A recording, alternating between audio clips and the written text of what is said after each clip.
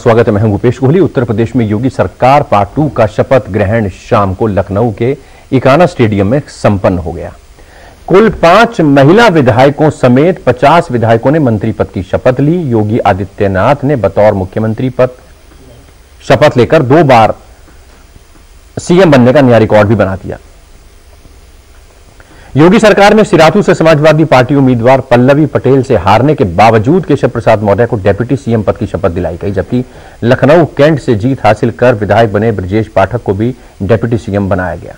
यही नहीं, 16 विधायकों को कैबिनेट मंत्री के रूप में, जबकि 14 विधायकों को राज्य मंत्री स्वतंत्र प्रभार और 20 विधायकों को राज्य मंत्री के तौर पर शपथ दिलाई गई है। इस तरह योगी आदित्यनाथ ने उत्तर प्रदेश में विकास और काम को अंजाम देने के लिए अपने मंत्रिमंडल में 52 सहयोगियों को शामिल किया है। लेकिन ताजपोशी के साथ ही उम्मीदों और चुनौतियों का जो गुलदस्ता योगी आदित्यनाथ को मिलने जा रहा है वो यकीनन मुश्किल भरा है। उधर प्रदेश में लगातार दूसरी बार सरकार बनने के बाद प्रदेश में दिवाली जैसा जश्न मनाया जा रहा है। 2 बार सीएम बने हैं योगी आदित्यनाथ, 16 कैबिनेट मंत्री बनाए गए हैं। आप देख सकते हैं प्रदेश में खुशी का माहौल, चुनौतियां भी ज्यादा हैं। 2 तस्वीरें आपके सामने, गोरखपुर, लखनऊ, जहां पर नई सरकार बनने की खुशी में भारतीय जनता पार्टी के कार्यकर्ताओं ने जश्न मनाया। दूसरी बार उत्तर प्रदेश के मुख्यमंत्री बने हैं योगी आदित्यनाथ, प्रदेश में जश्न का माहौल।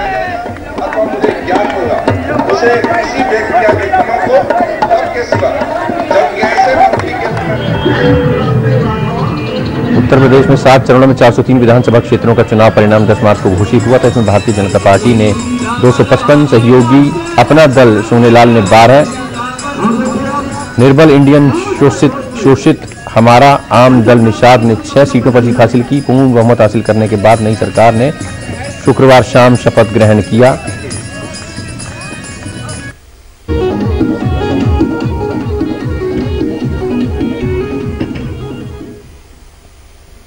उत्तर प्रदेश का डेप्यूटी सीएम बनाए जाने के बाद ब्रजेश पाठक के घर में जश्न का माहौल रहा। उनके परिजनों ने मिठाई बांटकर अपनी खुशी का इजहार किया।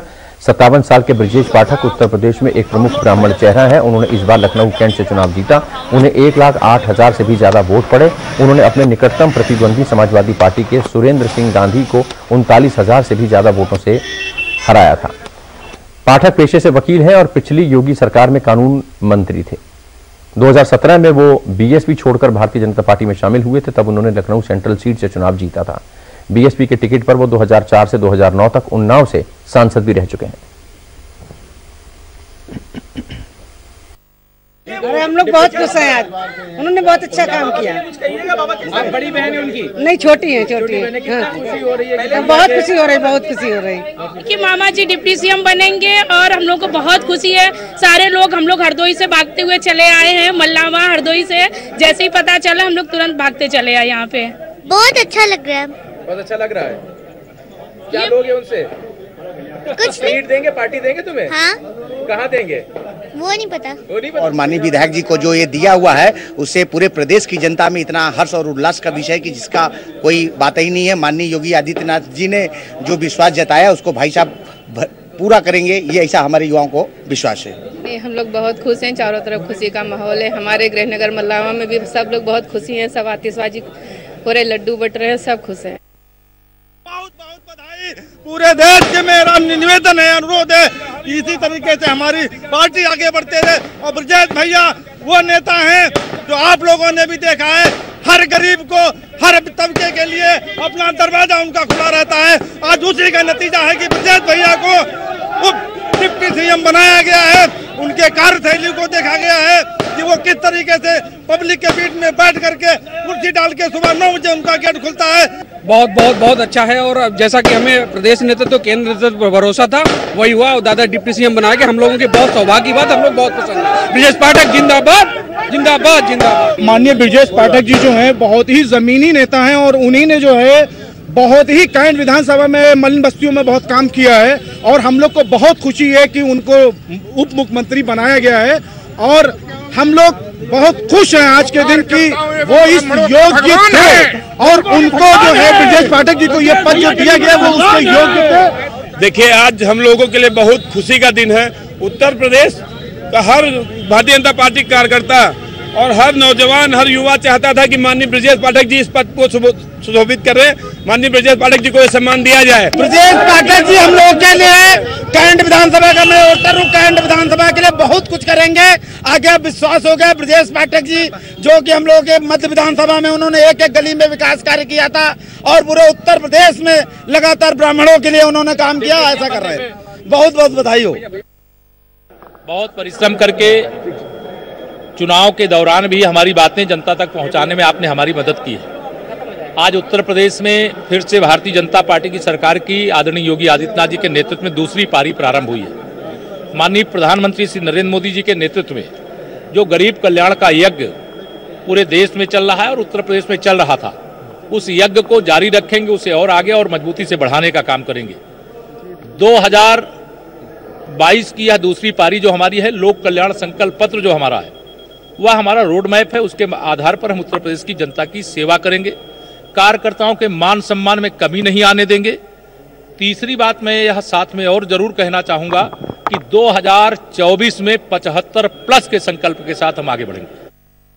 पूरे देश की जनता को बधाई है, कार्यकर्ताओं पदाधिकारियों को बधाई है कि मोदी जी की नीतियों का, अमित शाह जी के प्रबंधन का और योगी जी के सुशासन को उन्होंने विश्वास मिलेगा, खरा उतरा, उस पर उन्होंने बहुमत दिया है। मैं उन्हें धन्यवाद देता हूं और अभी इसे और सुदृढ़ करना, और जो मोदी जी ने कहा है कि इस उत्तर प्रदेश को 1 नंबर पर ले जाना है, तो उसको 1 नंबर पर ले जाकर अब माननीय मोदी जी को दोबारा 2024 का प्रधानमंत्री बनाना चाहिए। वही हम लोग काम करते 403 पर विधेयक प्राप्त किया, अब जितने भी लोकसभा उसे जीतेंगे हम। पहली बैठक है, तो मुख्यमंत्री जी ने अभी बुलाई है, आगे की रूपरेखा तय होगी, उनका मार्गदर्शन प्राप्त होगा। मगर ये बात स्पष्ट है कि जनता का आशीर्वाद, अपार समर्थन मिला है। जो वादे किए गए चुनाव में उस पर खरा उतरा जाएगा। प्रधानमंत्री जी का संदेश घर घर तक पहुंचाया जाएगा। उत्तर प्रदेश जो प्रथम राज्य बनाने का जो प्रतिबद्धता है, उस पर हम लोग काम करने की शुरुआत हो रही है और आप देख सकते हैं कि चंद घंटों में शपथ ग्रहण के बाद तुरंत काम पे लग गए। पहले बहुत बहुत बधाई देता हूं योगी जी को और पूरे मंत्रिमंडल जिन्होंने आज शपथ लिया है, उनको बहुत बहुत मेरी तरफ से और गोवा के लोगों की तरफ से बधाई है।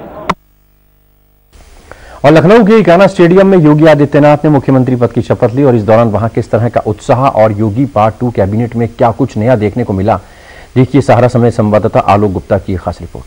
मौजूद है इस वक्त अंतर्राष्ट्रीय इकाना स्टेडियम पर और यहाँ पर अब से कुछ देर पहले प्रधानमंत्री मोदी मौजूद थे, गृह मंत्री अमित शाह थे, राष्ट्रीय अध्यक्ष जेपी नड्डा थे और इसी मंच पर जहां पर बीजेपी के तमाम कार्यकर्ता आप देख रहे हैं उल्लास में है, जोश में है, भारत माता की जय के नारे लगा रहे हैं, सेल्फी खींच रहे हैं और योगी पार्ट 2 का आगाज इसी इकाना स्टेडियम पर हुआ है। 25 मार्च की शाम को 4 बजे लाखों की संख्या में यहाँ पर कार्यकर्ता मौजूद थे, पदाधिकारी मौजूद थे और इस मंत्रिमंडल में तमाम नए चेहरे भी देखने को मिले हैं।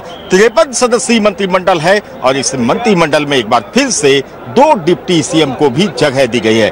2 डिप्टी सीएम है, केशव प्रसाद मौर्य है और साथ ही ब्रजेश पाठक है।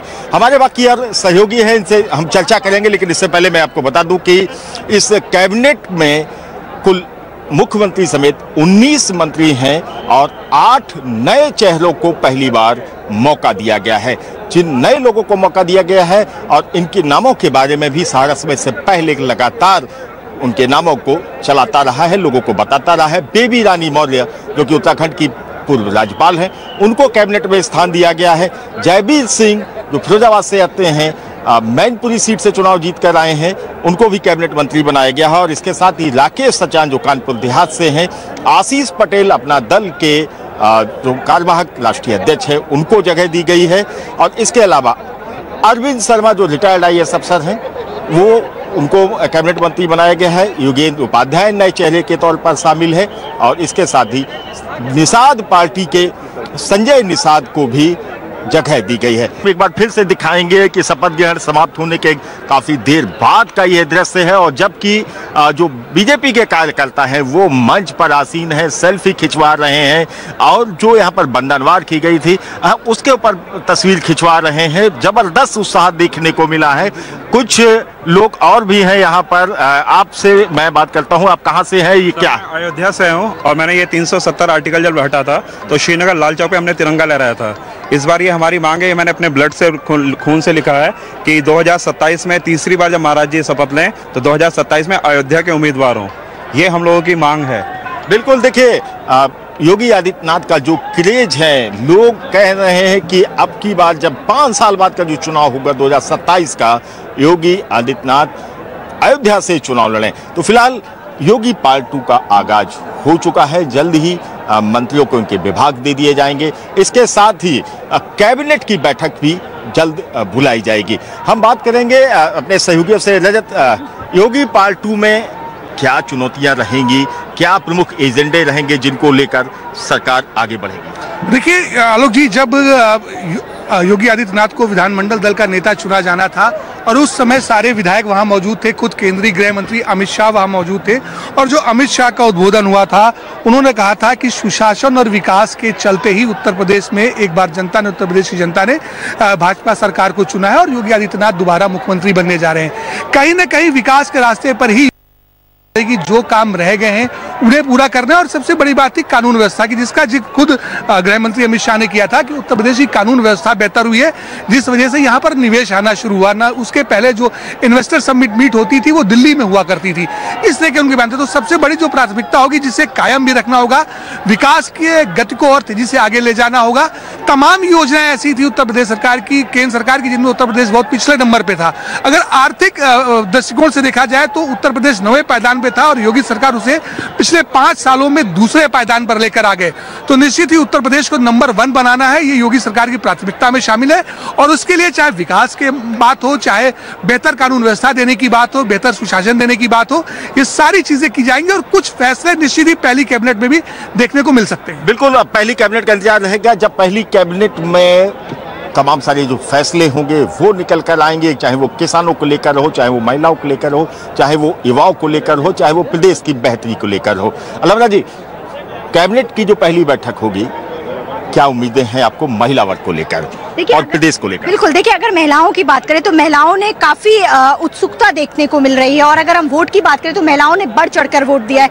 मुस्लिम महिलाओं ने भी वोट दिया है, क्योंकि ट्रिपल तलाक का मुद्दा सामने आया, उसको समर्थन किया बीजेपी ने। तो ऐसे में देखा यह जाएगा कि महिलाओं को तरजीह दी जाएगी, युवाओं को तरजीह दी जाएगी इस पार्टी में। और सबसे बड़ी चीज है कि कैबिनेट की बैठक में सबसे अहम फैसले जो होंगे वो जो रोजगार की बात सामने आ रही है, रोजगार को लेकर के शायद कोई बातचीत हो सकती है, क्योंकि काफी रोजगार को लेकर इस बार चुनाव में काफी मुद्दों को सामने लेकर के आया गया था। तो ऐसे में महिलाओं के प्रति क्या लेकर के आते हैं ये देखने वाली बात होगी। लेकिन फिलहाल जिस तरीके से ये जो ओवरऑल मंत्रिमंडल बनाया गया, आज शपथ ग्रहण समारोह हुआ, उसको देखते हुए जनता में भी काफी उत्साह था। जो इनके मंत्री हैं, जो नए लोग इंडक्ट हुए, उनमें खासा उत्साह देखने को मिला। लेकिन सबसे बड़ी चीज यह है कि जो पुराने लोग हैं, जो बिल्कुल इससे दरकिनार कर दिए गए, उसके बारे में आपसे मैं खुद ही पूछना चाहूंगी कि उनका क्या होगा, क्योंकि काफी पुराने चेहरे। डिप्टी सीएम दिनेश शर्मा जी कहाँ जाएंगे, उनकी क्या पोजीशन होगी? बिल्कुल, देखिए ये पार्टी का मामला है, संगठन में जाएंगे या पार्टी तय करेगी उनकी नई भूमिका क्या रहेगी। डॉक्टर दिनेश शर्मा पहले भी कह चुके, वो कार्यकर्ता थे, कार्यकर्ता हैं और कार्यकर्ता रहेंगे। निश्चित तौर पर कहीं ना कहीं लोकसभा 2024 के मद्देनजर ये मंत्रिमंडल का गठन किया गया है और योगी पार्ट 2 में भी मुख्यमंत्री योगी के सामने तमाम सारी चुनौतियां रहेंगी। और जिस तरीके से प्रधानमंत्री मोदी कहते आए हैं, गृह मंत्री अमित शाह कहते आए हैं कि उत्तर प्रदेश को आर्थिक पायदान पर नंबर 1 पर पहुंचाना है, विकास के मामले में नंबर 1 पर ले जाना है, सुशासन के मामले में नंबर 1 पर ले जाना है, स्वास्थ्य के मामले में नंबर 1 पर ले जाना है और भ्रष्टाचार मुक्त उत्तर प्रदेश और देश को बनाना है। $5 ट्रिलियन की जो इकोनॉमी की बात प्रधानमंत्री करते आए हैं, वो कहीं ना कहीं उसके लिए रास्ते भी साफ हो गए हैं। समय के लिए लखनऊ से सहयोगी कैमरामैन तीर्थंकर गुहा, रजनीश सत्येंद्र राय के साथ सहयोगी रजत सिन्हा, अलमरा खान के साथ मैं आलू गुप्ता। पूरी टीम हमारी मौजूद थी। देखा आपने स्पेशल रिपोर्ट में, लखनऊ का लोक भवन, यहीं से 5 साल सरकार चलाकर योगी आदित्यनाथ ने प्रदेश में जनता का विश्वास जीता और जीता जनता का दिल। सरकार का इकबाल भी इसी इमारत से निकले आदेशों ने बुलंद किया और माफिया में खौफ के साथ साथ सख्त प्रशासन और आवाम को सुरक्षा का आश्वासन भी मिला। अब योगी अपनी दूसरी पारी का आगाज करने जा रहे हैं। शपथ के बाद लोक भवन में कैबिनेट की पहली बैठक में योगी आदित्यनाथ और उनके 52 सहयोगियों इसी संकल्प के साथ व्यू रचना में जुट गए हैं कि कैसे प्रदेश में व्यवस्था को बेहतर और बेहतर बनाया जाए और साथ ही पार्टी की विचारधारा को भी एक स्थायित्व दिलाया जा सके। दरअसल 5 साल सत्ता चलाने के बाद भी योगी आदित्यनाथ ने भारतीय जनता पार्टी के इस सबसे बड़े किले की लाज रखी और न सिर्फ लाज रखी बल्कि बहुमत से जीत भी हासिल की। उसके पीछे बाबा की बुलडोजर वाली छवि और साफ सुथरे प्रशासन की छवि भी मानी जा रही है। अब योगी के दूसरे दौर की बड़ी चुनौती है 2024 में दिल्ली की कुर्सी को बचाए रखना, जहां भारतीय जनता पार्टी 2014 का प्रदर्शन दोहराना चाहती है, जब उसने 80 में से 73 सीटें जीत ली थी। एक चुनौती यह भी है कि जनता के कई वर्ग, जातियां और समुदाय सरकार से नाराज चल रहे थे और योगी को भी इसका अंदाजा था, जिसके लिए योगी सरकार को कमर कसनी है। महिलाएं, युवा, किसान, इसके अलावा प्रदेश में सुशासन बनाए रखने के साथ उद्योगों को लाना भी योगी पार्ट 2 की बड़ी चुनौती है। चुनौती उस MY समीकरण को भी बनाए रखने की है जिसे बदले माहौल में मोदी योगी की बिसात कहा जा रहा है।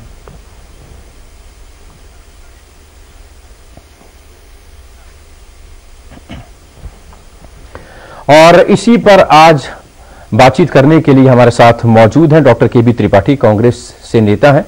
बहुत स्वागत है त्रिपाठी साहब। RB उपाध्याय साहब, वरिष्ठ पत्रकार हमारे साथ मौजूद हैं। अरविंद सिंह, भारतीय जनता पार्टी के नेता हमारे साथ मौजूद हैं और विपिन अग्रवाल, समाजवादी पार्टी के नेता हमारे साथ मौजूद हैं। सबसे पहले अरविंद जी, आपका रुख करना चाहूंगा। मंत्रिमंडल की खासियत, कैबिनेट की बैठक, उस बैठक में योगी आदित्यनाथ समेत तमाम नए मंत्री जिन्होंने आज शपथ ली शामिल हुए, पूरी तरह से एक्शन में सरकार।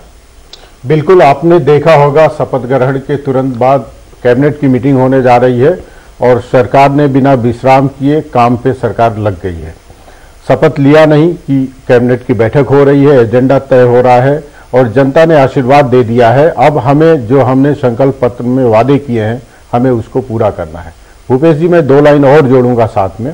उत्तर प्रदेश में भारतीय जनता पार्टी को जो विजय मिली है, इससे बहुत सारे रिकॉर्ड बने हैं।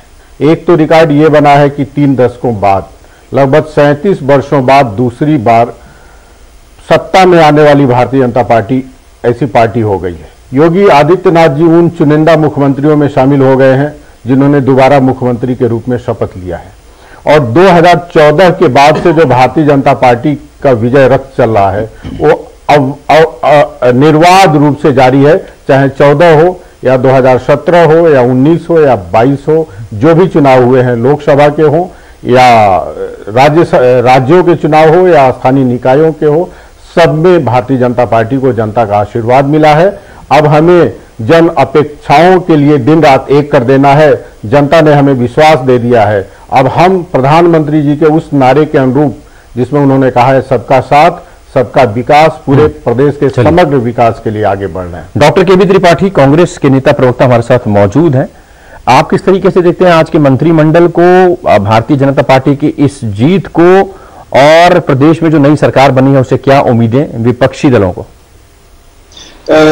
भूपेश जी, मैं बड़े आपसे ये कहना चाहूंगा कि आज का जो मंत्रिमंडल बना है उसमें 2-3 खामियां दिखाई देती हैं। एक तो सबसे पहली चीज कि अभी उत्तराखंड में हारे हुए विधायक को मुख्यमंत्री पद की शपथ दिलाई गई। धामी जी चुनाव हार कर आए थे, उनको मुख्यमंत्री जी बनाया गया। आज उत्तर प्रदेश में केशव मौर्य साहब को उप मुख्यमंत्री पद की शपथ दिलाई गई, वो भी हारे हुए विधायक हैं।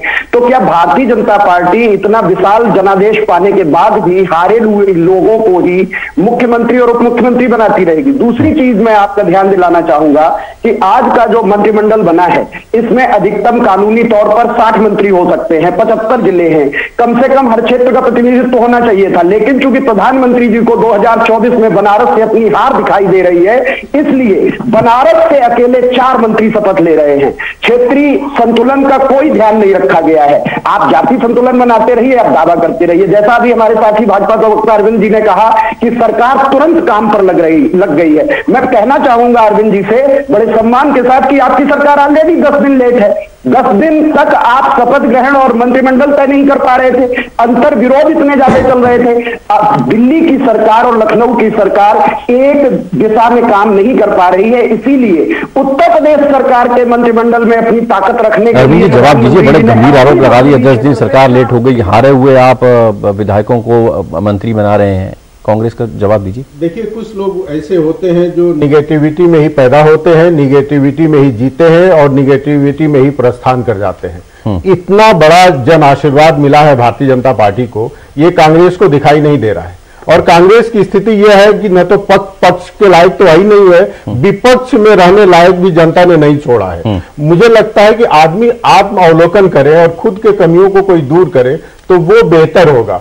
इन्होंने कहा बनारस के 4-4 लोगों को हमने बनाया है, जो भी बने हैं उत्तर प्रदेश के लोग बने हैं, उत्तर प्रदेश के विकास के लिए काम करेंगे। हम इस तरह से विभेद के चश्मे से नहीं देखते हैं। और मेरा कांग्रेस के प्रवक्ता को यह सिफारिश है कि कांग्रेस यदि वास्तव में आगे जाना चाहती है और कुछ भूमिका निभाना चाहती है तो काम करना सीखे, जनता में रहना सीखे और ये बेटवा बिटिया माई की जो पार्टी है 3 लोगों की, उससे बाहर निकलने का सोचे। जो पार्टी पिछले 3 साल से एक अपना राष्ट्रीय अध्यक्ष नहीं चुन पा रही है, वो उत्तर प्रदेश के विकास के बारे में और भारतीय जनता पार्टी के बारे में क्या सीखते हैं। विपिन अग्रवाल हमारे साथ मौजूद हैं, समाजवादी पार्टी के नेता हैं। आप किस तरीके से देखते हैं आज के दिन को? मंत्रिमंडल में आपको भी खामियां दिखाई देती हैं, कुछ खासियतें भी दिखाई देती हैं, और ये जो कांग्रेस का आरोप है कि 2024 को ध्यान में रखा जा रहा है, बनारस को ध्यान में रखा जा रहा है, प्रधानमंत्री हार रहे हैं, इसी लाइन को लेकर आप भी आगे बढ़ेंगे या कुछ पॉजिटिविटी के साथ? रूपेश जी, आपका बहुत बहुत धन्यवाद। सबसे पहले मैं अपने बीजेपी के प्रवक्ता अरविंद जी को बधाई देना चाहूंगा कि उन्होंने सरकार बनाई हारने के बावजूद। हम लोग जीत रहे हैं, हमारे जीत हमारी हुई है, सरकार ये बना रहे हैं। हम 47 थे, अब 125 है। जनाधार हमारा 22% था, अब 33% है। लेकिन लोगों ने हमको अच्छा वो दिया, बहुमत दिया, सब कुछ दिया, बहुमत इनको दिया, लेकिन हम लोगों के दिल में निवास करते हैं। विपक्ष मजबूत किया हमारा, बहुत बढ़िया रहा। और हम अपनी विपक्ष की अच्छी भूमिका निभाएंगे और ये अच्छा काम करेंगे तो इनके साथ रहेंगे और गलत करेंगे तो इनका विरोध करेंगे खुल के। हम जनता के साथ हैं, जनता जैसा जनता जनार्दन चाहेगी उसका हम सम्मान करते हैं। जनता ने हमको विपक्ष के लिए वोट दिया, हम विपक्ष में बैठेंगे और पूरे तरीके से बैठेंगे, जनता के साथ है हम लोग। सरकार का गलत करेगी तो इसका विरोध करेंगे, अच्छा करेगी तो उसका साथ देंगे। आरबी उपाध्याय साहब हमारे साथ मौजूद हैं एक्सपर्ट कमेंट्स के लिए, वरिष्ठ पत्रकार हैं, राय इनकी काफी अहमियत रखती है। उपाध्याय साहब, आपके एक्सपीरियंस से समझना चाहेंगे ब्रजेश पाठक में ऐसा क्या दिखाई दिया कि सीधे डेप्यूटी सीएम, और दूसरा केशव प्रसाद मौर्य में ऐसा क्या दिखाई दिया जो हारने के बाद डेप्यूटी सीएम, जैसा कि विपक्ष सवाल उठा रहा है? धुरंधर दिग्गज नेता है भारतीय जनता पार्टी के पास, उनको मौका क्यों नहीं? देखिए, विपक्ष का काम है सवाल उठाना, प्रश्न खड़े करना और सरकार से उत्तर मांगना। लेकिन आज का दिन है तो आज तो दिन मैं समझता हूं कि पहले तो बधाई देनी चाहिए योगी सरकार को और उनके मंत्रिमंडल को आपके चैनल के माध्यम से जी। और दूसरा देखिए, संवैधानिक अधिकार ये मुख्यमंत्री का है। जब योगी आदित्यनाथ को मुख्यमंत्री बनाया गया तो उन्हें अपनी टीम चुननी है, उसमें कौन कितना लाभदायक है, कौन कितना काम कर सकता है, इसका आकलन मुख्यमंत्री ही करता है। ये बात अलग है कि जनता की जो भावनाएं हैं वो कहीं ना कहीं प्रताड़ित या उन्हें ठेस पहुंचती है जब जनता ने जिस व्यक्ति को या जिस नेता को नकारा है और उसकी उपयोगिता अगर मुख्यमंत्री या पार्टी या सरकार देखती है तो वो उसको शासन में लेती है या उसको कोई दायित्व देती है। और हार जाने से भी कोई राजनीतिक करियर खत्म नहीं हो जाता। हार और जीत सिक्के के दो पहलू हैं। चलिए, एक बार मुझे जाना पड़ेगा, वाराणसी निमेश राय हमारे साथ मौजूद है और लखनऊ से आलोक गुप्ता हमारे साथ मौजूद है। सबसे पहले बनारस चलेंगे, वाराणसी चलेंगे। निमेश, प्रधानमंत्री की कॉन्स्टिट्यूएंसी है, एक बम्पर जीत के साथ ये सेमीफाइनल को जीता है भारतीय जनता पार्टी ने, ऐसा कहा जा रहा है। तस्वीरें दिखाई दे रही हैं। होली हालांकि अभी निकली है, दिवाली अभी दूर है, लेकिन होली और दिवाली दोनों उत्तर प्रदेश में मनाए जा रहे हैं। क्या माहौल प्रदेश में? देखिए, प्रदेश का माहौल तो आज सारा केंद्रित रहा लखनऊ में, लेकिन इसका जो असर है वो पूरे स्टेट में गया है। खासतौर से जिसको मंत्रिमंडल में शामिल किया गया और ग्रामीण डिस्ट्रिक्ट के जो मंत्री हैं वहाँ पे जश्न का माहौल है, खासतौर से उन खेमों में जहाँ से मंत्री हुए हैं। और अभी पंडित कह रहे थे कि बनारस में 4 मंत्री, तो बनारस डिजर्व करता है क्योंकि बनारस एक डेवलपमेंट का उत्तर प्रदेश में मॉडल बन चुका है, चाहे इंफ्रास्ट्रक्चर की बात करें या आर्थिक रूप से यहाँ पे जिस तरह से नए प्लांट स्कूल वगैरह से लगे हैं। तो बनारस एक डेवलपमेंट का मॉडल है और यहाँ को जैसे नए प्लांट समूल वगैरह के लगे हैं, तो बनारस एक डेवलपमेंट का मॉडल है और यहाँ को इस जगह को सर्व करने के लिए आप 4 कहते हैं, मोदी जी के शब्दों में कहें तो यहाँ सरकार नहीं, यहाँ तो सिर्फ बाबा विश्वनाथ की सरकार है। तो ये सब एक सरकार के गठन में बनारस को एक इम्पोर्टेंस मिलना, बनारस का डिजर्व करना भी है। और सिर्फ बनारस से ही मंत्री नहीं है, आप अगल बगल के जिलों से भी लीजिए, जौनपुर से गिरीश यादव हैं, स्वतंत्र देव सिंह मिर्जापुर बगल में हैं,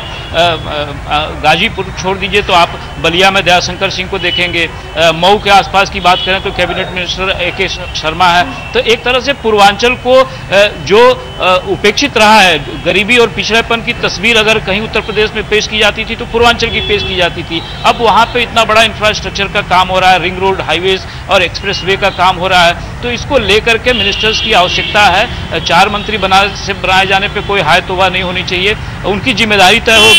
और आपने देखा होगा कि इस बार के मंत्रिमंडल में भूपेश बहुत जो अभी तस्वीर दिख रही है 52 की, शायद इसका एक्सटेंशन आपको 24 तक चुनाव तक न देखने को मिले, क्योंकि इस बार जो तैयारी है वो पिछली गवर्नेंस से ज्यादा सख्त और एडमिनिस्ट्रेशन के मामले में काफी चुनौतीपूर्ण तस्वीर पेश करती हुई सरकार नजर आने वाली है। भूपेश। निमेश, बहुत शुक्रिया हमसे बातचीत करने के लिए, इस अहम अपडेट के लिए। आलोक गुप्ता हमारे साथ मौजूद हैं लखनऊ से। आलोक जी, आप लगातार चुनावों की गहमा गहमी से लेकर कैंपेनिंग से लेकर किस तरीके से रोड शोज हुए, कैंपेनिंग हुई, किस तरीके से सपा और भारतीय जनता पार्टी के बीच में कांटे की टक्कर भी देखने को मिल रही थी, लेकिन हवा एकदम से बदली और उसके बाद भारतीय जनता पार्टी ने जीत दर्ज की। आप गवाह हैं तमाम चीज़ों के, आपकी टीम के जरिए तमाम रिपोर्ट हमारे पास आती रही, रिजल्ट से लेकर आज शपथ ग्रहण समारोह तक आप मौजूद रहे। इस वक्त अगर उत्तर प्रदेश की बात करें तो कितनी सख्त होगी इस बार की सरकार और उसके एजेंडे में क्या कुछ प्राइमरी होगा? बिल्कुल, देखिए, सरकार निश्चित तौर पर योगी पार्ट 2 पहले से भी ज्यादा कहा जा सकता है कि हार्ड वर्किंग सरकार आपको देखने को मिलेगी। और जिस तरीके से जीरो टॉलरेंस की पॉलिसी रही है करप्शन को लेकर, उसमें और तेजी देखने को मिलेगी, क्योंकि जनता का जो वोट मिला है वो सुशासन पर और भ्रष्टाचार मुक्त उत्तर प्रदेश पर, उत्तर प्रदेश के विकास पर, उत्तर प्रदेश के आर्थिक विकास पर, उत्तर प्रदेश के इंफ्रास्ट्रक्चर को लेकर, प्रदेश के जो अर्थव्यवस्था है उसको देश की अर्थव्यवस्था के साथ और अधिक बेहतर बनाने के ये मामले रहेंगे। इसके साथ ही किसानों की एक समस्या रहेगी, उनकी जो समस्या है उनको दूर करना प्राथमिकता रहेगी। छुट्टा जानवरों को लेकर, जिसको खुद प्रधानमंत्री मोदी ने भी अपनी रैली में एक बार संबोधन में कहा था कि इनको भी हम आयोग बनाकर कुछ, ये कहीं ना कहीं ऐसे मुद्दे थे आलोक जो कि इलेक्शन में कैंपेनिंग के दौरान भी तमाम पॉलिटिकल पार्टीज जो थी वो उठाती थी, एक दूसरे पर हमलावर भी थे। समाजवादी पार्टी ने भी इन तमाम मुद्दों को उठाया था। रजत की अगर बात करें तो रजत सिन्हा भी आपके साथ मौजूद रहे पूरे कैंपेन में और आज भी। रजत, आपसे समझना चाहेंगे 2024 को ध्यान में रखकर ये मंत्रिमंडल बनाया गया है, कुछ ऐसे अहम चेहरे थे जो सरकार में पिछली बार अपनी अच्छी धमक रखते थे, उन चेहरों को दरकिनार कर दिया गया एक झटके में। देखिए, निश्चित ही भूपेश जी, एक झटके में दरकिनार कर दिया गया। जो राजनीतिक पंडित थे, जो विश्लेषक थे और जो पार्टी सूत्र बता रहे थे कि वो चेहरे जो योगी पार्ट 1 सरकार में थे, योगी पार्ट 2 सरकार में हो गए। जो चेहरे बाहर हुए उनकी मैं बात करूं तो लखनऊ से आशुतोष टंडन, जयप्रताप सिंह, सतीश महाना, राम नरेश अग्निहोत्री, रमापति शास्त्री, श्रीकांत शर्मा, ये वो बड़े नाम थे योगी पार्ट 1 सरकार में। इसके साथ ही साथ डिप्टी सीएम दिनेश शर्मा, मोहसिन रजा जो एकमात्र मुस्लिम मंत्री थे, हालांकि उनकी जगह पर दानिश रिजी को मंत्रिमंडल में शामिल किया गया। तो तमाम ऐसे बड़े चेहरे इस बार देखने को नहीं मिले। 8 नए चेहरे भी इस बार देखने को मिले। अगर इन पुराने चेहरों को हटा दिया है तो 8 नए चेहरे, अगर उनमें प्रमुखता से मैं बात करूं तो बेबी रानी मौर्य जो आगरा ग्रामीण से विधायक बनकर आई, उत्तराखंड की पूर्व राज्यपाल रही हैं। जयवीर सिंह पहली बार मंत्री बने हैं। अपना दल से आशीष पटेल को कैबिनेट मिला है। संजय निषाद जो निषाद पार्टी के राष्ट्रीय अध्यक्ष, उन्हें, और पूर्व IAS अधिकारी अरविंद कुमार शर्मा को कैबिनेट में जगह मिली है। राकेश सचान जो चुनाव के दरमियान ही भारतीय जनता पार्टी में शामिल हुए थे, उन्हें वो न जीत कर गए बल्कि उन्हें कैबिनेट मंत्री भी बनाया गया। तो ये कुल मिला के 8 ऐसे चेहरे रहे। और लेकिन जो चेहरे हटाए गए कहीं ना कहीं वो पार्टी के पुराने चेहरे हैं, लगातार कई बार से विधायक रहे हैं, चाहे वो सतीश महाना की मैं बात करूं, रमापति शास्त्री की बात करूं या जय प्रताप सिंह की बात करूं, ये लगातार 7 से 8 बार के विधायक है। कहीं ना कहीं पीछे जो रणनीति है वो 2024 को ध्यान में रखकर ही है। और जैसा कि पार्टी सूत्र अभी भी कह रहे हैं दिनेश शर्मा को लेकर के कि हो सकता है कि उन्हें आने वाले दिनों में उत्तर प्रदेश भारतीय जनता पार्टी का प्रदेश अध्यक्ष बनाया जाए। जी आता हूं आपके पास। गोरखपुर से हमारे संवाददाता अरशद जमाल हमारे साथ मौजूद हैं। अरशद, दिन में भी आपसे बातचीत हो रही थी जब शपथ ग्रहण समारोह चल रहा था। इस वक्त गोरखपुर में क्या माहौल? एक बड़ी जीत दर्ज की, लोगों का पूरा विश्वास है योगी आदित्यनाथ पर, एक सीट भी इधर उधर नहीं जाने दी। 9 की 9 सीटें योगी आदित्यनाथ की झोली में, भारतीय जनता पार्टी की झोली में डाली और इसको सेमीफाइनल कहा जा रहा था। किस तरीके से पूरा क्रमबद्ध देखें इसे? बिल्कुल जाहिर सी बात है। देखिए, जैसे ही आज शपथ ग्रहण हुआ लखनऊ में, लेकिन पटाखे कहीं ना कहीं गोरखपुर में फूट रहे थे। गोरखनाथ मंदिर के आसपास का इलाका जिस तरह से देखा जाए जश्न में तब्दील हो गया था। यही नहीं, हर ब्लॉक स्तर पर और गोलघर में भी ये चीजें देखने को मिली। लोग अपने घरों से निकले और पटाखा फोड़ने लगे। कमोबेश स्थितियां देखा जाए कहीं ना कहीं योगी सरकार का पार्ट 2 जिस तरह से देखने को मिला, और कई क्विंटल कहा जाए यहां पर लड्डू बन रहे थे और खास करके लखनऊ भेजा गया। ऐसे में काफी कार्यकर्ता के साथ लोग भी वहां पर पहुंचे, बड़ी संख्या में लोग थे। कहीं ना कहीं जिस तरह से देखा जाए योगी गवर्नमेंट के दूसरे कार्यकाल को लेकर खुश थे भी, और जिस तरह से कहा जाए एक पीठाधीश्वर के रूप में लोग उनको मानते हैं। लेकिन कहा जाए भूपेश जी, जिस तरह से लोगों को उम्मीद थी आजादी के बाद भाटपार रानी एक विधानसभा क्षेत्र और चिल्लू पार, जहां पर आजादी के बाद पहली बार कमल का फूल खिला, लोगों को उम्मीद थी कहीं ना कहीं यहां से भी कोई ना कोई मंत्रिमंडल गोरखपुर को और मिजाज आपसे समझूंगा। आप लाइन पर बने रहिए। इस वक्त हमारे सहारा इंडिया मीडिया के ग्रुप एडिटर रमेश अवस्थी हमारे साथ मौजूद हैं फोन लाइन पर, जो कि वहां पर इलेक्शन के दौरान भी मौजूद थे, काउंटिंग के वक्त भी मौजूद थे। किस तरीके से कैंपेनिंग चली, किस तरीके से भारतीय जनता पार्टी ने तूफानी प्रचार किया, सब कुछ रमेश जी ने कवर किया और इस वक्त हमारे साथ फोन लाइन पर मौजूद है। रमेश जी, अगर आज मंत्रिमंडल की बात करें तो क्या खासियत और आगे का एजेंडा क्या भारतीय जनता पार्टी का प्रदेश को लेकर? देखिए सर, आज का जो मंत्रिमंडल के बारे में अगर बातचीत किया है तो ये मान लीजिए ये लोकसभा का आज सेमीफाइनल था, और जिस तरीके से सभा समारोह में काफी भीड़ इकट्ठी हुई थी, पूरे प्रदेश से लोग आए थे, विशेषकर सभी कार्यकर्ताओं को बुलाया गया था, हर जिले से कार्यकर्ता आए थे और पूरा एकाना स्टेडियम पूरी तरीके से भरा हुआ था। तो इससे पहले पार्टी ने होली मनाई थी और आज जिस तरीके से लखनऊ में आतिशबाजी, शपथ ग्रहण के बाद आतिशबाजी का प्रदर्शन हुआ, तो ये मान लीजिए कि आज लोगों ने दीपावली का भी प्रदर्शन किया। और जहां तक आज मंत्रिमंडल की बात की जाए, एक बिल्कुल सदा हुआ जातीय समीकरणों के सहित एक सदा हुआ मंत्रिमंडल का गठन किया गया, और जिससे भी चर्चा हुई, चाहे वो पत्रकार साथी हो चाहे राजनीतिक दल के लोग, सबने कहा कि एक बैलेंस मंत्रिमंडल था। लेकिन एक बात और बड़ा सरप्राइजिंग है, जैसा कि मैंने पहले भी कहा था, दो चीजें भूपेश जी हमारी और आपकी बात हमेशा होती थी कि जब जब शो किए गए तो शो में भीड़ आती थी, अखिलेश यादव के कार्यक्रमों में भीड़ आती थी और जगह भी भीड़ जाती थी, लेकिन हमेशा हम लोगों ने कहा ग्राउंड रियलिटी पे जिस तरीके से बाबा जी का शासन और राशन और उनका बुलडोजर हावी है, तो नतीजे करीब 250 से और 300 के बीच में पहुंचेंगे। और मुझे लगता है कमोबेश हम लोगों ने जब मुख्यमंत्री जी का इंटरव्यू लिया था तब भी यही बात कही थी कि 250 की सीटें लगभग आएंगी, और ग्राउंड रियलिटी दूसरी थी। उसी तरीके से आज जब हम लोगों की चर्चा अभी कल भी हो रही थी, परसों भी आपसे चर्चा हुई थी कि मंत्रिमंडल का विस्तार होगा, सदा हुआ मंत्रिमंडल बढ़ेगा, जाति समीकरणों को ध्यान रखा जाएगा, लेकिन बड़े उलटफेर होंगे, कुछ चौंकाने वाले फैसले होंगे। और आज वही हुआ कि मंत्रिमंडल अच्छा हुआ है, बड़ा। मुझे याद है रमेश जी, आपसे 2 दिन पहले बात हो रही थी, आपने करीब करीब जो लिस्ट बताई थी करीब करीब वही लिस्ट सामने आई। एक्सपीरियंस के हिसाब से आपने बताया तो 2 डिप्टी सीएम होंगे। दिनेश शर्मा को दरकिनार कर दिया गया, इसके पीछे वजह समझनी होगी और उनके लिए क्या कोई और रोल होगा? और केशव प्रसाद मौर्य हारने के बावजूद डिप्टी सीएम पर बरकरार, इसे कैसे समझाएंगे सर? देखिए ऐसा है कि जहां तक केशव मौर्य की बात है, केशव मौर्य के बारे में पहले मैंने कहा था कि केशव मौर्य हार गए हैं, लेकिन वो एमएलसी है और एमएलसी है। और जहां तक आगे लोकसभा का चुनाव आने वाला, लोकसभा के चुनाव को देखते हुए केशव मौर्य की भूमिका को आप नकार नहीं सकते हैं। केशव मौर्य का जन समर्थन को आप नकार नहीं सकते। जिस तरीके से कार्यकर्ताओं में और पार्टी में केशव मौर्य के पैठ है, उनकी पार्टी को अवस्था है, भले वो चुनाव हार गए, पूरे विपक्ष वहां एकजुट होकर केशव मौर्य का हराने में जुटा हुआ था। विशेषकर अखिलेश यादव ने पूरी अपनी ताकत झोंक दी थी, जय बहादुरी हो चाहे उनकी डिंपल यादव हो, तमाम और नेता हो, केशव मौर्य को हराने के लिए, एक मैसेज देने के लिए कि हमने एक बैकवर्ड चेहरे को हरा दिया है। वो बैकवर्ड चेहरे के रूप में केशव मौर्य को हराना चाहते थे। इतना प्रयास अखिलेश यादव ने मुख्यमंत्री की सीट पे नहीं किया, किसी और से जिस तरीके से केशव मौर्य को हराने के लिए किया जा रहा था। लेकिन पार्टी जानती है कि केशव मौर्य की अवस्था है और यही कारण रहा है कि पार्टी ने लोकसभा के चुनाव को देखते हुए केशव मौर्य की भूमिका को अहम माना और उनके डिप्टी सीएम को दोबारा उन्होंने फिर उससे पदभार किया है, आज शपथ ली है। और जहां तक बात की जाए दिनेश शर्मा जी एक सुलझे हुए व्यक्तित्व हैं, काफी पढ़े लिखे व्यक्तित्व हैं और मैंने उनके साथ भी हेलीकॉप्टर से कई सभाएं की हैं। और दिनेश शर्मा जी जहां जहां गए हैं उनकी सभाओं में काफी भीड़ हुई थी और मुझे लगता है कि काफी मेहनत की उन्होंने इस चुनाव में।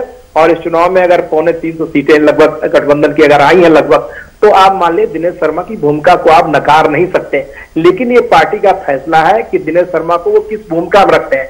देखिए एक और मैं बात आपको यहाँ पर बता दूं, जब लोकसभा के चुनाव हुए हैं तब तक पार्टी ने ब्राह्मण चेहरा प्रदेश अध्यक्ष के रूप में बनाया है और जब विधानसभा के चुनाव हुए हैं पार्टी ने बैकवर्ड चेहरे को अपना प्रदेश अध्यक्ष बनाया है। तो मुझे लगता है कि दिनेश शर्मा की भूमिका जो आगे आने वाले लोकसभा वो काफी अहम होगी। रमेश जी आपसे यही समझना चाहेंगे, मुख्यमंत्री जी के साथ जब आपने इंटरव्यू किया था उसमें मंत्रिमंडल को लेकर क्या कुछ बातचीत हुई थी? आप लाइन पर बने रहिए, इस सवाल के साथ मैं आपके पास वापस लौटूंगा। विपिन अग्रवाल समाजवादी पार्टी नेता हमारे साथ मौजूद है। क्या सबक समाजवादी पार्टी के लिए इन चुनावों से? हमको आगे जनता के बीच जाना है, हमको कार्य करना है, जनता को आगे बढ़ाना, हमको कार्य करना है जनता के लिए। और जितने हम आगे बढ़ेंगे, जनता को अपने उसमें रखेंगे, उतने हम आगे बढ़ेंगे। हम 2024 के इलेक्शन की तैयारी कर रहे हैं और 24 में हमारी जीत निश्चित होगी।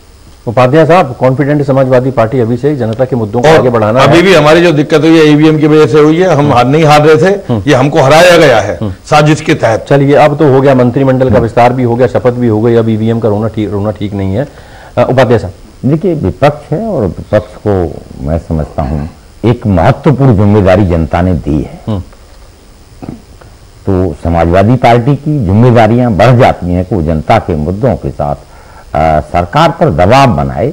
और इम्तिहान की घड़ी शुरू हो चुकी है, हम देख रहे हैं पेट्रोल डीजल रसोई गैस दाम बढ़ चुके हैं। आप कितना प्रेशर बना पाते हैं, कितना सड़क पर आ पाते हैं। अब वो जमाना चला गया कि आप कुछ दिन पहले जब इलेक्शन है उसके 2-4 महीने पहले निकलिए और फिर इलेक्शन लड़िए और सत्ता में आ जाएंगे। देखिए बीजेपी का जो संगठन है वो मजबूत है। जमीनी स्तर पर वो छोटे से छोटे इलेक्शन को चैलेंज की तरीके से लेते हैं। त्रिपाठी साहब, भारतीय जनता पार्टी का एक चुनाव खत्म होता है, दूसरे चुनाव में तैयारी में वो लग जाते हैं। कांग्रेस के साथ ऐसा नहीं हो रहा है, कांग्रेस पिछड़ती जा रही है। 2024 आपके लिए कितना बड़ा चैलेंज होगा और उसकी क्या तैयारी करेंगे और इस चुनावों से क्या सबक? कांग्रेस इसमें पिछड़ जाती है, कांग्रेस अपनी पूरी तैयारी करती है। हमारी CWC की बैठक हुई और उसके बाद उस पर विचार हुआ। हमारे 5 राज्यों में जहां हमारी हार हुई उन अध्यक्षों से इस्तीफे लिए गए और अभी भी विचार चल रहा है, नए सिरे से हम संगठन का गठन कर रहे हैं। लेकिन हम जनता के मुद्दों की राजनीति पहले भी करते रहे, अभी भी करते रहेंगे। विपक्ष का काम है प्रश्न पूछना। जैसा आज भी हमने अरविंद जी से जो प्रश्न पूछे उसका कोई स्पष्ट जवाब नहीं दे पाएंगे कि जो ये क्षेत्रीय संतुलन है उसका क्या आधार है। क्या सिर्फ आप 24 के चुनाव के लिए ही लड़ेंगे? आपका कोई विजन भी है कि उत्तर प्रदेश की जनता की जो समस्याएं हैं उनके लिए आप क्या करेंगे? सिर्फ आप गोटी इधर की उधर बिठाते रहेंगे, उप मुख्यमंत्री हटाएंगे, दूसरा ब्राह्मण ले आएंगे? क्या इससे जनता के मुद्दे हल हो रहे हैं? शिक्षा को लेके आपकी क्या रणनीति है?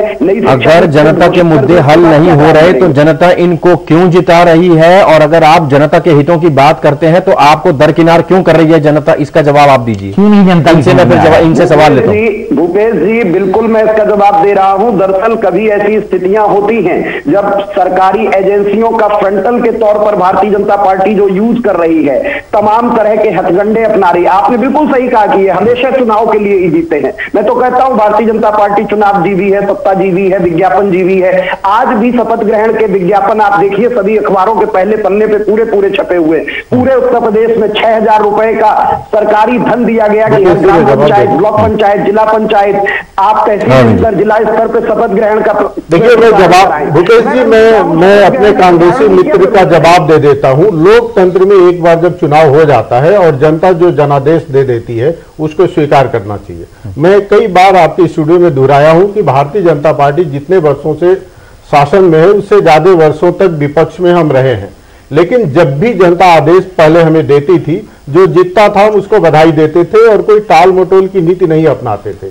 लेकिन उत्तर प्रदेश में कांग्रेस को इतनी शर्मनाक पराजय मिली है, सिवाय इसके कि अपने गिरेबान में झांके भारतीय जनता पार्टी को उपदेश दे रहे हैं। और आपको असंतुलन दिखाई देता है भारतीय जनता पार्टी के मंत्रिमंडल में, और आपको कांग्रेस में असंतुलन नहीं दिखाई देता है कि आपके बेटा जो है राष्ट्रीय अध्यक्ष था, इस्तीफा देता है तो माताजी बन जाती है, और उत्तर प्रदेश में महामंत्री प्रभारी नियुक्त करने की बात होती है तो बिटिया बन जाती है, और पूरे उत्तर प्रदेश की जनता कहती है बेटा बिटिया माई यही है कांग्रेस आई।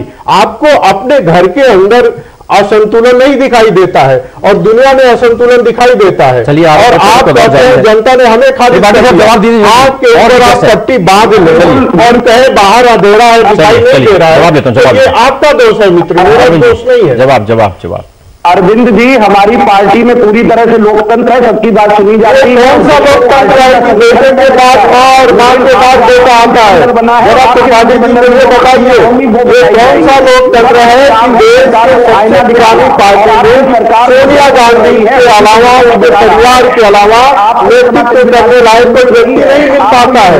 ये कौन सा लोकतंत्र है आपके पार्टी में जो लगातार 3 वर्षों से एक अध्यक्ष राष्ट्रीय अध्यक्ष की खोज कर रहा है और एक राष्ट्रीय अध्यक्ष आपको मिल नहीं पा रहा है? वो कौन सा लोकतंत्र है आपके पार्टी में जब G23 के बड़े आरोप यहाँ पर जारी है? 5 साल तक आरोप प्रत्यारोप, आप अगले 2 साल तक भी ये आरोप प्रत्यारोप चलता रहेगा जब तक चुनाव नहीं आते। रमेश अवस्थी जी से एक बार फिर से हमारा संपर्क हुआ, दूसरे लीडर है हमारे। रमेश जी, उत्तर प्रदेश के मुख्यमंत्री योगी आदित्यनाथ से आपने इलेक्शन से पहले इंटरव्यू किया था और वो करीब 1-1.5 घंटे का इंटरव्यू था। मंत्रिमंडल को लेकर भी आपने बताया था कि ऑफ द रिकॉर्ड उनसे कुछ बातचीत हुई थी, हालांकि तब वो जीत को लेकर आश्वस्त थे। उन्होंने कहा था कि इतनी सीटें आएंगी, आपने भी एक आंकड़ा उनको बताया था और वो सेम प्रेस भी हुए थे। मंत्रिमंडल को लेकर क्या कुछ चर्चा थी? देखिए, मंत्रिमंडल को लेकर ऐसी कुछ खास चर्चा नहीं हुई थी, लेकिन एक बात मुख्यमंत्री का एजेंडा क्लियर था और पार्टी नेतृत्व का भी एजेंडा क्लियर था। जिन लोगों ने 5 साल मंत्रिमंडल या मंत्री पद पर रहते हुए अच्छा काम किया है उनको इनाम दिया जाएगा, और जिन्होंने काम नहीं दिया उनको दंड भी दिया जाएगा, यानी कि उनके पद छीने भी जा सकते हैं। और ये संभावना हमने व्यक्त की थी अभी 2 दिन पहले आपसे भी कि कुछ ऐसे अप्रत्याशित निर्णय होंगे जो लोगों की समझ में अभी नहीं आ रहा है, और वही हुआ भी। आप समझिए, बड़े बड़े दिग्गज लोग जो मंत्री थे, जो दूसरे को मंत्री बनवाने की सिफारिश कर रहे थे, उनके अपने मंत्री पद चले गए। उनमें सबसे पहला नाम श्रीकांत शर्मा, एक बड़े नेता थे, ऊर्जा मंत्री थे। बताया जा रहा था कि वो डिप्टी सीएम की दौड़ में भी थे, लेकिन वो श्रीकांत शर्मा को अपने मंत्री पद से हाथ धोना पड़ा।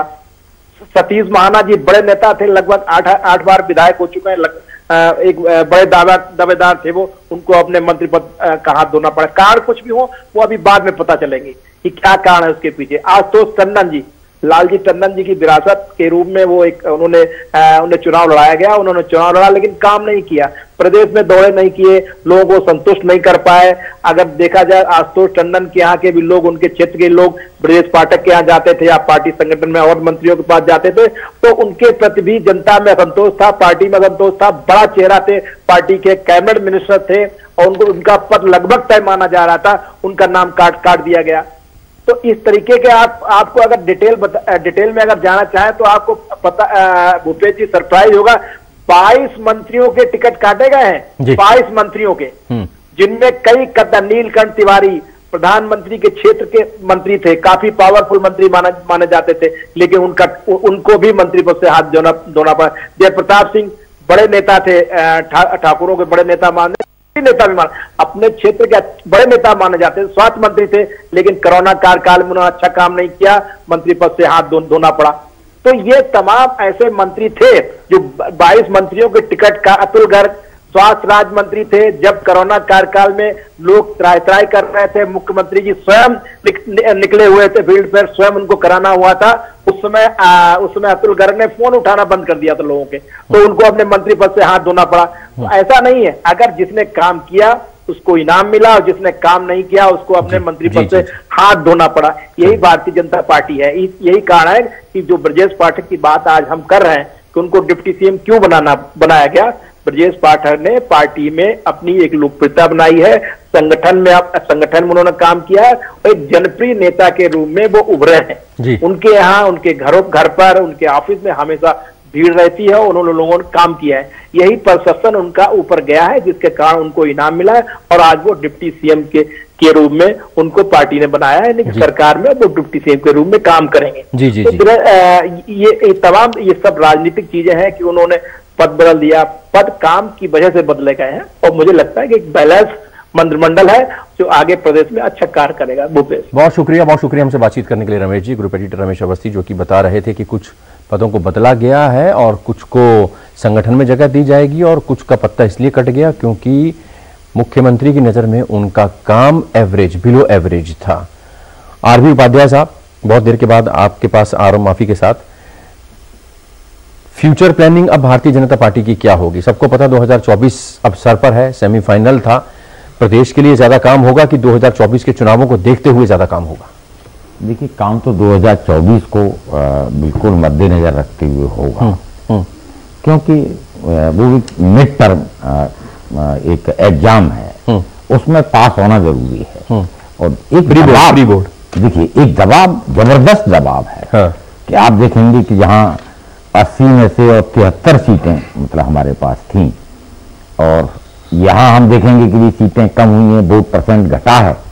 तो ऐसे में उस टारगेट को अचीव करना बहुत बड़ी चुनौती होगी। तो ऐसे में 2024 के जो एक मैनिफेस्टो तैयार किया है, और देखिए अभी से उन्होंने क्लियर कर भी दिया है कि भी मालिक न बने, सेवक बनकर रहें, सेवा करें, जनता के बीच में जाएं।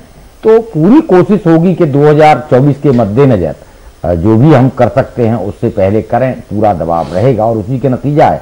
आपने देखा होगा कि जो खाद्यान्न योजना है उसका टाइम 2024 तक बढ़ा दिया गया है।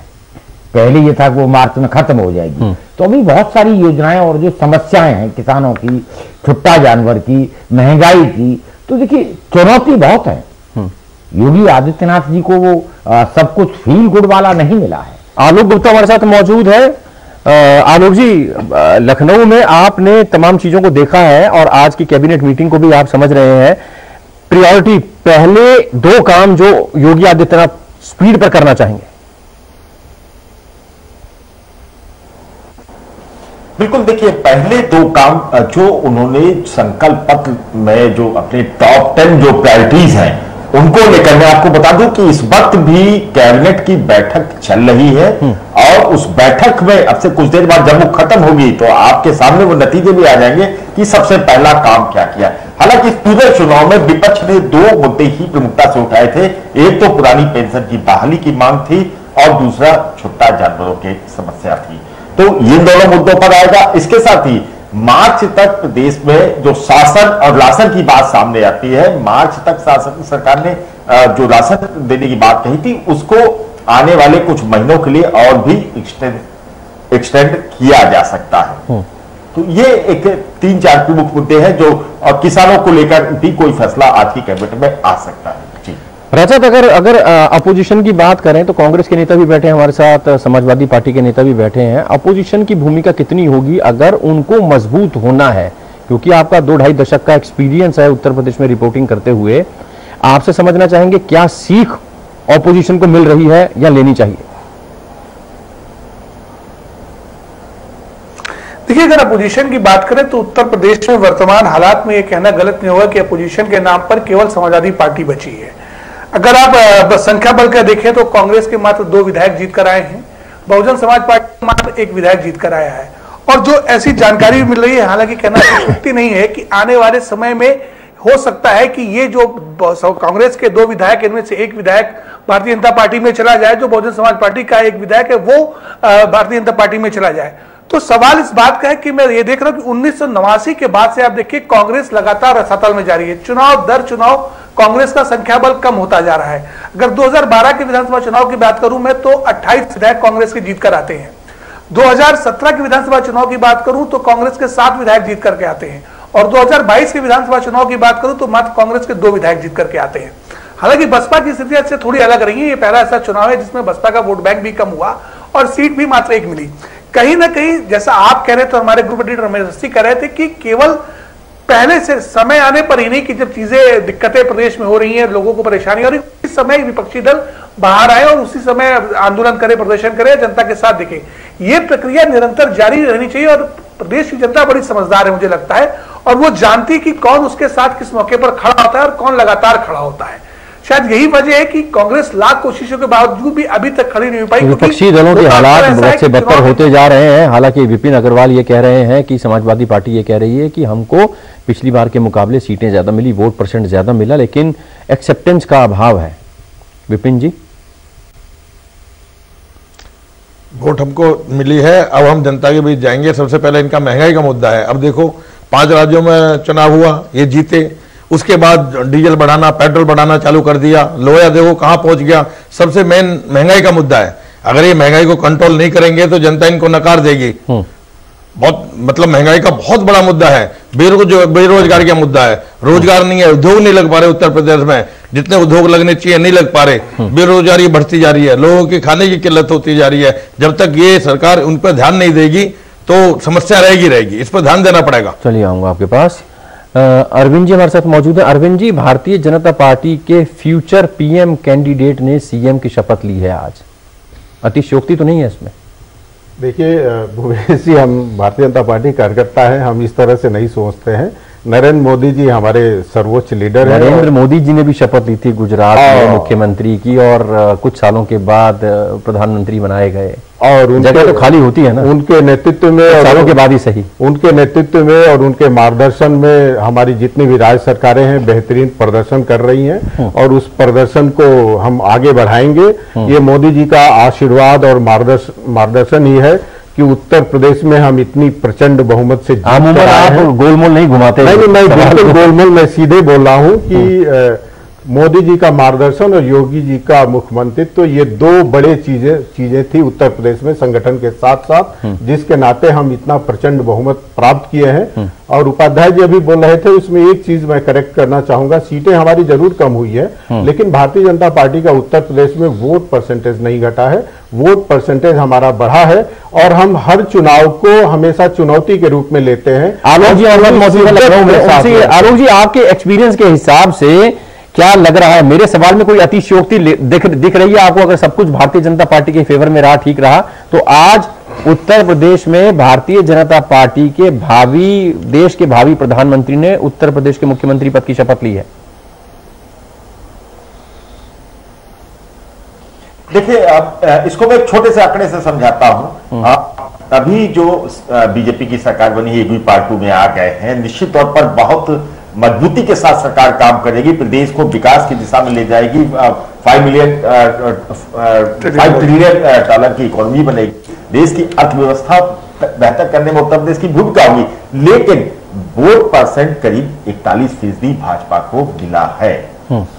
इसका मतलब यह है कि बाकी का लगभग 60% वोट भाजपा के पास में अभी नहीं पहुंचा है, और हर दूसरा वोटर जो है आप कह सकते हैं कि वो एंटी बीजेपी है आज की तारीख में। तो निश्चित तौर पर कहीं ना कहीं, हालांकि विपक्ष आंकड़ों में जरूर सिकुड़ गया है, कांग्रेस हो चाहे बसपा हो, लेकिन अभी भी जनता पूरी तरीके से बीजेपी के फेवर में नहीं दिखाई पड़ रही है। आंकड़े कह रहे हैं बीजेपी के पास अपने सहयोगी दलों के साथ 273 सीटें हैं, इसमें कोई शक नहीं है। सेमीफाइनल बहुत मजबूती के साथ जीता है, लेकिन जनता में कहीं ना कहीं आप 2%, हालांकि बीजेपी 80 और 20 की बात करती है, तो उससे भी एक नई बात निकलती है, और सब लोगों को पता है कि 80% बीजेपी का है, 20% विपक्ष का है। जी चलिए, काफी रोचक आंकड़ों से आपने समझाने की कोशिश की, लेकिन भारतीय जनता पार्टी के लिए आज खुशी का दिन, सेमीफाइनल बड़ी अच्छे तरीके से उन्होंने जीता और सरकार बना ली। अगले 5 साल तक भारतीय जनता पार्टी का राज उत्तर प्रदेश में, लेकिन चैलेंजेस बहुत हैं, लोगों के लिए काम बहुत करना है। 2024 सर पर है, और इसी को देखते हुए आज जो मंत्रिमंडल बनाया गया है, उसमें तमाम चीजों का, तमाम समीकरणों का ध्यान रखा गया है। विपक्ष का कहना है कि चिंता मत करिए, आपके साथ सकारात्मक भूमिका निभाएंगे, लेकिन जहां आपने जनता की आवाज को अनसुना किया, हम सड़कों पर जनता के साथ दिखाई देंगे। बहुत शुक्रिया डॉक्टर केबी त्रिपाठी, कांग्रेस के नेता, आरबी उपाध्याय साहब, वरिष्ठ पत्रकार अरविंद सिंह, बहुत शुक्रिया, भारतीय जनता पार्टी से जुड़े रहे। विपिन अग्रवाल, समाजवादी पार्टी से। आलोक जी बहुत शुक्रिया, रजत बहुत शुक्रिया। और फिलहाल हमारी इस खास पेशकश में इतना ही, दीजिए इजाजत। ब्रेक के बाद खबरों का सिलसिला जारी रहेगा, आप चलते रहिए सहारा न्यूज नेटवर्क के साथ। फिलहाल इजाजत, सहारा।